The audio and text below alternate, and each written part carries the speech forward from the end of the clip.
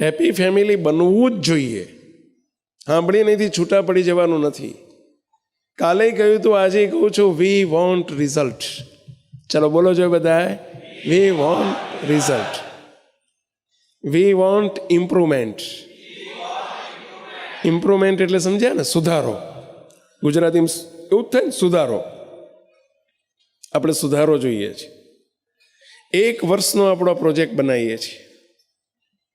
1 વર્ષની અંદર આપણામાં દરેકમાં પોતાનામાં પહેલાં આપણે વિચારવાનું કે મારે પરિવર્તન લાવવું છે, મારે ઇમ્પ્રુવમેન્ટ જોતું છે. ઘરના 4 સભ્યો છો, 4 નક્કી કરો. 2 સભ્યો છે, 2 નક્કી કરો. 6 સભ્યો છો, 6 નક્કી કરો. બાળકોને નક્કી કરાવો અત્યારથી કે આપણે હેપી ફેમિલી બનાવવું હશે ને તો 1થી નહીં થાય, સહિયારા પ્રયાસથી થશે.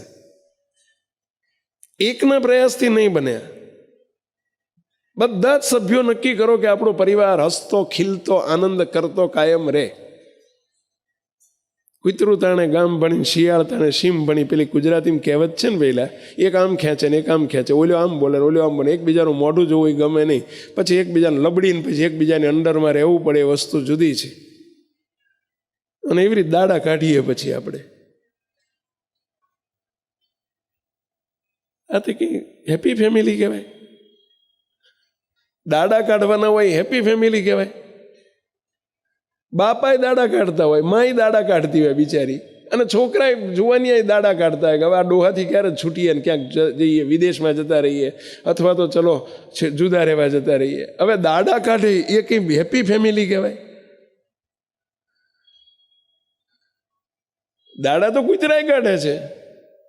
કૂતરાય દાડા નથી કાઢતા. પહેલા દાડા કાઢે એ હેપી ફેમિલી નથી. આનંદ કિલોલ કરતા ખીલતા, આનંદ રમતા હસતા રમતા, એ હેત પ્રીતથી ઓતપ્રોત થઈને તમે જેવો પરિવાર સાથે ઓતપ્રોત નહીં થાવ તો ભગવાન સાથે ઓતપ્રોત કેવી રીતે થવાશે? આપણે તો પછી એ છોડીને પાછું ભગવાન સાથે ઓતપ્રોત થવાનું છે. પણ એક પરિવાર સાથે તો સ્નેહ બનાવીએ.